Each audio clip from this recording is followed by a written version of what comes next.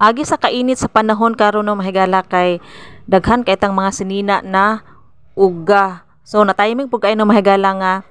nibalik na pud ang agas diri sa amo ang gripo, so nakapanglaba jud kuno mahigala daghan kay kung mga gipang labhan, so gatapok na pud ang ako ang mga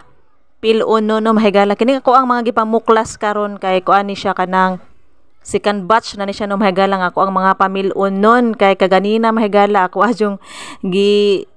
pamilo na daan ang katong first batch ani no mahigala, so kini ako ang mga gipamilo karon kay second batch na ni siya no. So daghan kay tang mga uga na sinina no mahigala kay kuan kining agi sa kainit sa panahon no, half day lang gani no mahigala nga ato ang gihalay nga ato ang mga sinina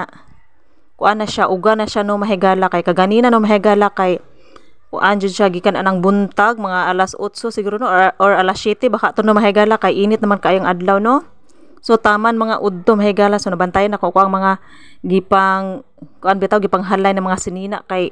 kuan na siya kanang uga na siya no mahigala, pero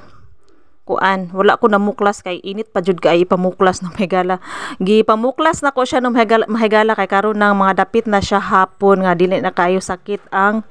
init.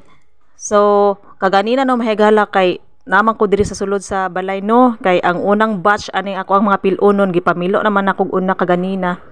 so na feel jud nako ang kainit kaayo sa panahon mahigala in taon. Mura ko gilanda diri sa sulod sa amo ang balay kay gusto unta ko mo gawas no kay mangita og kanang landong sa kahoy ba kay lami kay lingkod-lingkuran sa gawas kay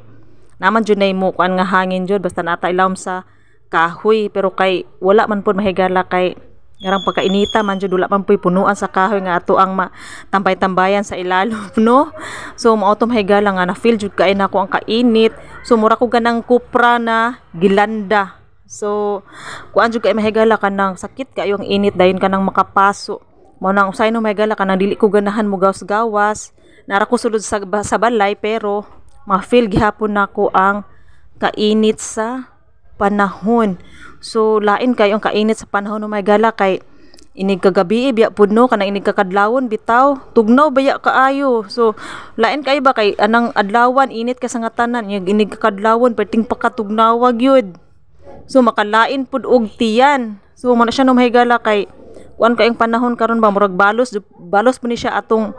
sa mga niaging semana nga grabe pud ka kusog ang ulan. So ang balos karon no mahigala kay grabe pud ka sakit sa init, sakit kaayo, sakit ka sa panit, makapaso.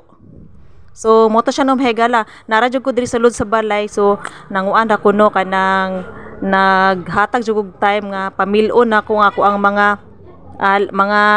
kini mga nilabhan nako kay uga na jud kay no mahigala.